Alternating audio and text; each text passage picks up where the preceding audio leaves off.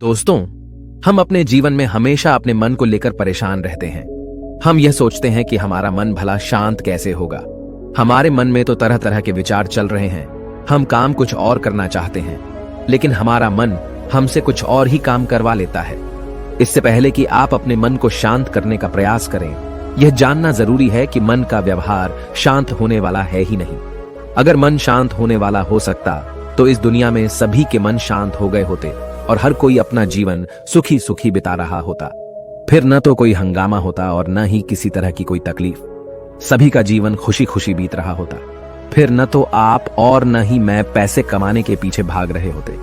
समस्या तो यह है कि हम ज्यादा से ज्यादा चीजें इकट्ठा करना चाहते हैं, क्योंकि हमें लगता है कि हमारे पास जितनी ज्यादा चीजें होंगी हम उतना ही सुखी रहेंगे।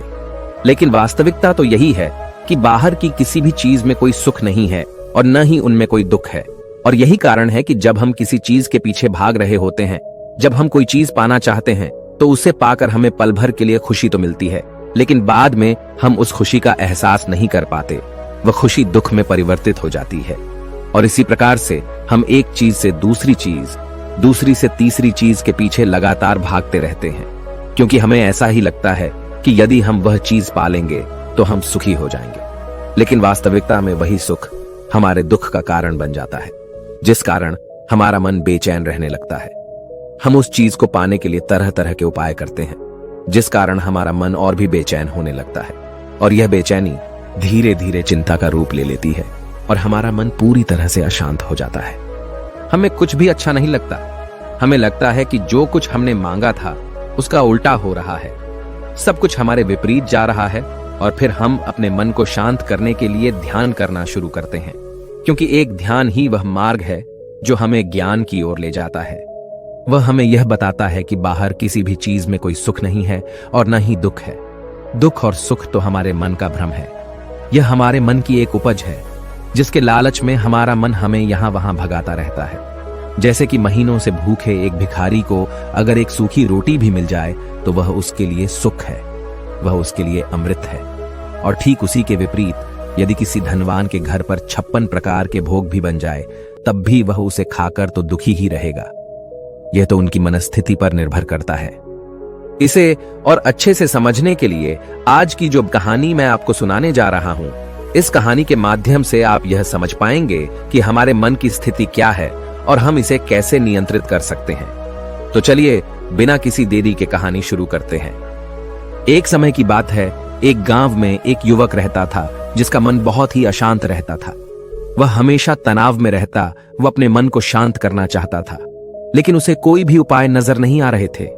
उसके जीवन में कई प्रकार के दुख थे, जिनके कारण वह हमेशा तकलीफ में रहता, तनाव में रहता।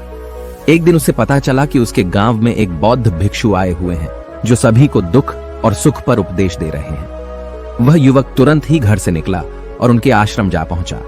वहां पर पहुंचने के बाद उस युवक ने देखा कि वह बौद्ध भिक्षु सभी गांव वालों को उपदेश दे रहे थे। बौद्ध भिक्षु कह रहे थे कि सभी के जीवन में कोई न कोई सुख और दुख तो आता ही रहता है, जिस कारण हमारा मन बहुत अशांत रहता है। और एक अशांत मन इस दुनिया का कोई भी सुख नहीं ले सकता। फिर चाहे उसे पूरी दुनिया की धन दौलत ही क्यों न मिल जाए, वह उसे पाकर भी दुखी ही रहेगा। परंतु जिस व्यक्ति का मन शांत है, उसके पास चाहे कुछ भी हो या न हो, वह हर छोटे पल का आनंद ले सकता है। वह हर पल को खुशी खुशी जी सकता है। इस दुनिया का और इस जीवन का परम सुख भी प्राप्त कर सकता है। इतना कहकर उन बौद्ध भिक्षु ने अपना प्रवचन समाप्त कर दिया और वापस आश्रम की ओर लौट गए। युवक भी उनके पीछे पीछे आश्रम पहुंच गया और इस युवक ने उन बौद्ध भिक्षु से कहा, हे गुरुवर, अभी कुछ देर पहले आप उपदेश दे रहे थे कि एक शांत मन हर पल का आनंद ले पाता है, हर पल को सुखी सुखी जी पाता है। लेकिन इस दुनिया में सभी के पास मन है और सभी के मन अशांत है, तो ऐसे में भला अपने जीवन को कोई सुखी सुखी कैसे जी सकता है। इस दुनिया में शांत मन किसी के पास नहीं। मेरे पास भी एक ही मन है और वह भी शांत नहीं है। गुरुवर, क्या आप बता सकते हैं कि मैं अपने इस मन को कैसे शांत करूं? तभी बौद्ध भिक्षु ने उस युवक को ध्यान के बारे में समझाया, ध्यान के फायदे बताए और उसे कहा, बेटा, ध्यान करने से हमारा मन शांत हो जाता है। हम विचारों के दलदल से बाहर आने लगते हैं और इस कारण हमारे जीवन में सुख उत्पन्न होने लगता है। यदि तुम भी अपने जीवन में सुखी होना चाहते हो अपने मन के इन विचारों के दलदल से बाहर निकलना चाहते हो तो तुम्हें ध्यान करना चाहिए। तुम्हें ध्यान का अभ्यास करना चाहिए, क्योंकि यही वह मार्ग है जो तुम्हारे मन को शांत कर सकता है और तुम्हें सही राह पर ला सकता है। उस युवक ने उन बौद्ध भिक्षु की बात मान ली। उस युवक ने उन बौद्ध भिक्षु को प्रणाम किया और वापस घर चला गया। घर पहुंचने के बाद उसने ध्यान करना शुरू किया। वह रात भर ध्यान करता रहा, लेकिन उससे उसे कोई लाभ नहीं हुआ। इस कारण वह अगली सुबह फिर से उन बौद्ध भिक्षु के पास पहुंचा और उन बौद्ध भिक्षु से कहता है, गुरुवर, आपके कहे अनुसार मैंने रात भर ध्यान किया है, लेकिन उससे मुझे कोई लाभ नहीं हुआ। मेरा मन तो अभी भी अशांत है। आप तो कह रहे थे कि ध्यान करने से हमारा मन शांत हो जाता है। तभी वह बौद्ध भिक्षु उस युवा से कहते हैं, ध्यान कोई एक बार करने की चीज नहीं है, ये तो अभ्यास है और धीरे धीरे समय के साथ मन शांत होता जाएगा। इस पर वह युवक कहता है, हे गुरुवर, मेरे पास इतना समय नहीं है। मुझे कोई ऐसा मार्ग बताइए जिससे जल्दी जल्दी मेरा मन शांत हो जाए और मैं खुशी खुशी अपना जीवन जीने लग जाऊं। ऐसे तो मेरा बहुत समय बर्बाद हो जाएगा। मुझे कुछ ऐसा बताइए गुरुदेव, जिससे मेरा मन आज के आज और अभी शांत हो जाए, जिससे मैं सुख की अनुभूति कर पाऊं, मुझे सुकून मिले। उस युवक की यह बात सुनकर बौद्ध भिक्षु मुस्कुराने लगे। उन्होंने उस युवक से कहा, बेटा, मेरे पास तुम्हारे लिए कुछ ऐसा है जिससे तुम्हारा मन अभी के अभी शांत हो जाएगा। इतना कहकर वह बौद्ध भिक्षु अपने आश्रम में गए और अंदर से एक घड़ा लेकर आए और उस युवक को थमाते हुए कहते हैं, जाओ और पास की बह रही उस नदी से इस घड़े में पानी भर कर लाओ। उन बौद्ध भिक्षु के इतना कहने के बाद उस युवक ने वह घड़ा हाथ में ले लिया और नदी की तरफ जाने लगा। उसके बाद मन ही मन सोच रहा था कि लगता है यह गुरु पागल है, इन्हें कुछ नहीं पता। भला यह घड़ा मेरे जीवन में शांति कैसे ला सकता है? ये मेरे मन को शांत कैसे कर सकता है? लेकिन उसके पास और कोई रास्ता नहीं था, जिस कारण उसने घड़ा लिया और पास वाली नदी के पास पहुंच गया। उसने उस नदी में से उस घड़े में पानी भरना शुरू किया, लेकिन जैसे ही उस व्यक्ति ने उस घड़े को नदी से बाहर निकाला तो उस युवक ने देखा कि उस घड़े के चारों ओर छोटे छोटे छेद हैं, जिससे पानी तेजी से बाहर की ओर निकल रहा था। उसने लगातार कई बार प्रयास किए, लेकिन काफी बार कोशिश करने के बाद भी वह उस घड़े को पूरा नहीं भर पाया और थक हार कर उन बौद्ध भिक्षु के पास वापस लौटा और क्रोधित होकर कहता है, गुरुवर, आपने यह कैसा घड़ा दिया है? इसके चारों तरफ तो छेद है।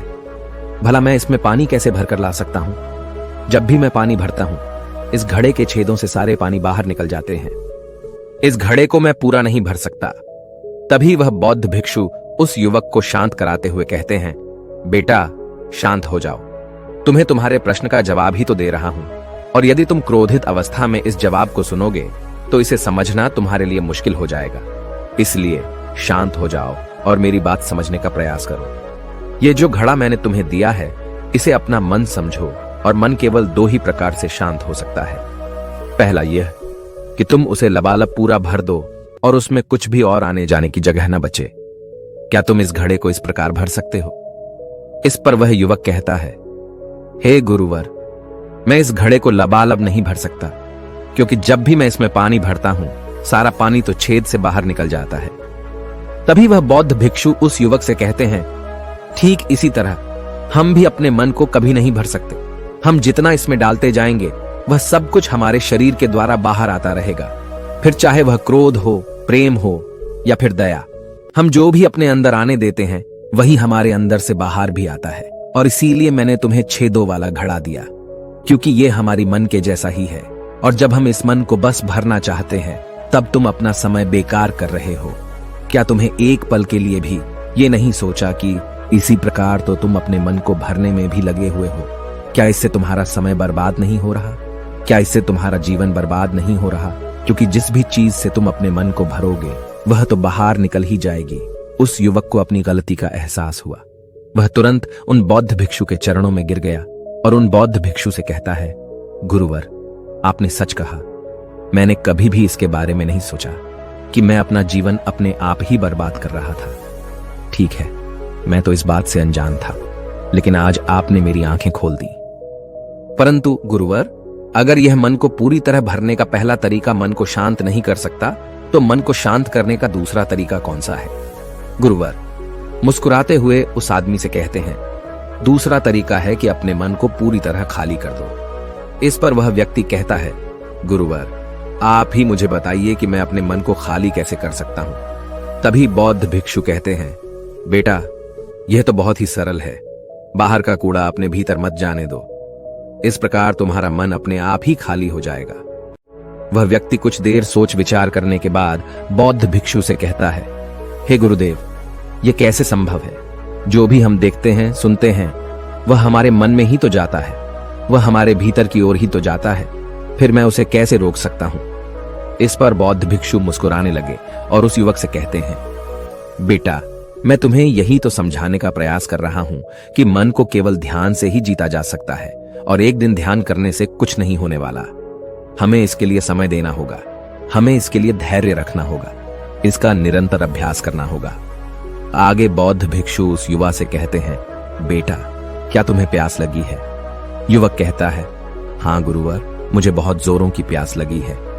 इस पर उन बौद्ध भिक्षु ने उस युवक को पानी पिलाया और कहा, ये लो, पानी पी लो, इससे तुम्हारी प्यास बुझ जाएगी। लेकिन मुझे एक बात बताओ, क्या आज पानी पी लेने से फिर तुम्हें कभी प्यास नहीं लगेगी? तुम कभी फिर मुझसे पानी नहीं मांगोगे? इस पर वह युवक कहता है, गुरुवर, आप कैसी बातें कर रहे हैं? पानी तो हमारे जीवन का एक हिस्सा है, इसके बिना तो हम मर जाएंगे। और आप कह रहे हैं कि आज पानी पी लो और उसके बाद मैं कभी पानी न पीऊं। यह भला कैसे संभव है? प्यास तो हमें रोज आती है और हम रोज पानी पीते हैं, इसके बिना तो हम मर जाएंगे। तभी बौद्ध भिक्षु मुस्कुराते हुए उस युवक से कहते हैं, ठीक इसी प्रकार एक दिन के ध्यान से हमारा मन शांत नहीं हो सकता। उसे भी रोज भूख लगती है और उसे रोज रोज हमें आहार भी देना पड़ता है। उसे भी रोज पानी पीने की जरूरत पड़ती है और ठीक उसी प्रकार हमें हर दिन ध्यान करने की भी जरूरत पड़ती है। और जब हम निरंतर ध्यान करते हैं, इसका अभ्यास करते हैं, तो देखते ही देखते हमारे मन की भूख शांत होने लगती है और एक समय पर हमारा मन सारे विचार उत्पन्न करना बंद कर देता है। तब वह बाहर से कुछ भी ग्रहण नहीं कर पाता और जो कोई भी विचार हमारे भीतर है, वह सारे विचार देखते ही देखते समाप्त हो जाते हैं और इसी प्रकार धीरे धीरे हमारा मन शांत होने लगता है। आगे वह बौद्ध भिक्षु उस युवक से कहते हैं, बेटा, तुम ही तो कह रहे थे कि तुमने रात भर ध्यान किया है, लेकिन उसके बाद भी तुम्हारा मन शांत नहीं हो रहा। बेटा, तुम चाहो तो 1 घंटे के लिए ध्यान कर सकते हो, चाहो तो पूरा दिन भर तुम ध्यान करो, लेकिन इसका लाभ भी तुम्हें उतना ही मिलेगा। अर्थात मान लो तुम 1 दिन के लिए ध्यान करते हो तो इससे तुम्हारे मन को भी शांति केवल कुछ समय के लिए ही मिलेगी। यह हो सकता है कि वह 1 घंटे के लिए शांत रहे या फिर केवल कुछ क्षणों के लिए, लेकिन वह शांत अवश्य होगा। लेकिन जैसे ही उसे फिर से भूख लगेगी, वह फिर से अशांत हो जाएगा और फिर से यहाँ वहां भागने लगेगा और वह अपने विचारों की तलाश में आगे बढ़ेगा, क्योंकि उसे भी तो भूख लगी है, उसे भी तो खाना चाहिए, उसे भी तो पानी चाहिए। जैसे कि जब तुम्हें भूख लगती है, तुम अशांत हो जाते हो, क्योंकि तुम्हें भोजन चाहिए, पानी चाहिए, ताकि तुम अपने पेट की भूख को मिटा सके और तुम्हें शांति मिले। इस पर वह युवक कहता है, आप सत्य कहते हैं, मैं ही गलत था, मेरी ही गलती है। मैं अपने मन को अवश्य शांत करके रहूंगा, फिर चाहे इसके लिए मुझे कितना भी समय क्यों न लग जाए, मैं भी उस सुख को प्राप्त करके ही रहूंगा। मैं इस खाली घड़े में पानी भरकर अपने जीवन को बर्बाद नहीं करना चाहता। मैं अपने मन को शांत करके ही रहूंगा, मैं अपने मन को पूरी तरह से खाली कर दूंगा। इतना कहकर उस युवक ने उन बौद्ध भिक्षुओं को प्रणाम किया और वापस अपने घर की ओर लौट गया। दोस्तों, हम लोगों के जीवन में भी कई प्रकार की समस्याएं हैं और हम उन समस्याओं का समाधान करना चाहते हैं और अंत में हमें जो मार्ग मिलता है वह ध्यान है। हम ध्यान तो करना चाहते हैं, लेकिन हम उसके परिणाम को तुरंत पाना चाहते हैं। जब हम शुरू शुरू में ध्यान करते हैं तो हमें उसका कुछ भी लाभ नहीं मिलता और हमें लगता है कि यह व्यर्थ है, इससे हमें कोई भी फायदा नहीं होने वाला, क्योंकि हमें तो सब कुछ जल्दी जल्दी चाहिए। लेकिन वास्तविकता तो यही है कि ध्यान सब्र और समय मांगता है और साथ ही उसे शांति भी चाहिए। परंतु हम इतने अशांत हैं कि हमारे भीतर ये तीनों चीजें नहीं हैं। इसीलिए अपने भीतर धैर्य पैदा करें। जब आपके भीतर धैर्य पैदा होगा, तभी आप सब्र, समय और शांति के महत्व को समझ पाएंगे और फिर आपका समय चाहे कैसा भी क्यों न चल रहा हो, आप हर समय खुश रहना सीख जाएंगे। अगर आपका मन अशांत है तो यह किसी और के हाथों में नहीं है कि वह आपके मन को शांत कर सके। यह तो आपके हाथों में है कि आप अपने मन को किस प्रकार और कितनी देर तक के लिए शांत कर सकते हैं। दोस्तों, आपने आज के इस वीडियो से क्या सीखा वह मुझे आप कमेंट में बता सकते हैं। इसी के साथ में उम्मीद है कि आपको आज की वीडियो पसंद आई होगी, तो इस वीडियो को उस इंसान को शेयर करें और उसी के ठीक बाद चैनल को सब्सक्राइब करें। तो चलिए फिर मिलते हैं ऐसी एक और नई वीडियो में। तब तक के लिए अपना ख्याल रखें। धन्यवाद और नमो बुद्धाय।